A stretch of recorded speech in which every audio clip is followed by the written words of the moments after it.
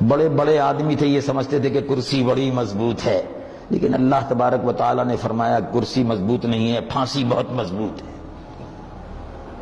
بڑے بڑے آدمی یہ سمجھتے تھے کہ ہم کو کوئی نہیں ہٹا سکتا، ہم 20 برس حکومت کریں گے، لیکن اللہ رب العالمین جل جلالہ عم نوالہ فرماتا ہے وہی احکم الحاکمین ہے اور وہی مالک الملک ہے۔ ملک کا مالک وہی ہے، جس کو چاہے عزت دے دے، جس کو چاہے ذلت دے دے۔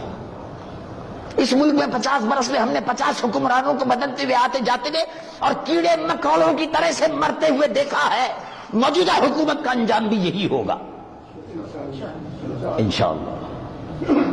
اللہ کی نافرمانوں کا یہی انجام بد ہوتا ہے۔ چنانچہ قرآن میں سورہ نور میں 28ویں سپارے میں ارشاد ہوتا ہے، رب العالمین جل جلالہ عم نوالہ ارشاد فرماتا ہے ان الذین یحبون،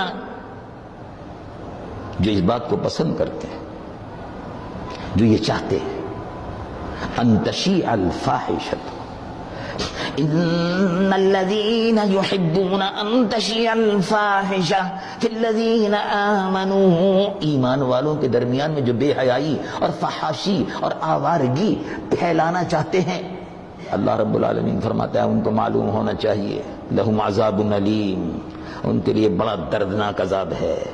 موجودہ حکومت مسلمانوں میں بے حیائی پھیلا رہی ہے، بدکاری اور زناکاری کو عام کر رہی ہے، ناچ اور گانے والی رنڈیوں اور کسبیوں کا طریقہ اس ملک میں رائج کر رہی ہے۔ اللہ کے عذاب سے بچ نہیں سکتی، اللہ کا فرمان قرآن میں ہے، اور انجام بہت برا ہوتا ہے۔ حکومت کی خواہش یہ ہوتی ہے کہ امریکہ خوش ہو جائے،